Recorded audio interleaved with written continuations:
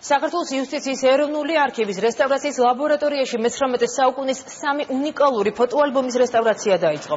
რესტავრაცია გამოჩენილი ფოტოგრაფის დიმიტრი ერმაკოვის ეთნოგრაფიული შინაარსის ფოტოალბომს ისტორიკოსის ბორის ესაძის მიერ რუსეთ-კავკასიის ურთიერთობაზე ცნობილი რუსი მხატვრების რეპროდუქციების მიხედვით გადაღებულ ფოტოებსა და თბილისის პირველი ვაჟთა გიმნაზიის ალბომს შეაუტარდება, სადაც მასწავლებელთა ფოტო რეპორტაჟებია წარმოდგენილი. დიმიტრი ერმაკოვის ფოტოალბომში ქართველების და კავკასიაში მცხოვრების სხვადასხვა ხალხის ეთნოგრაფიული ტიპების ფოტოებია შესული.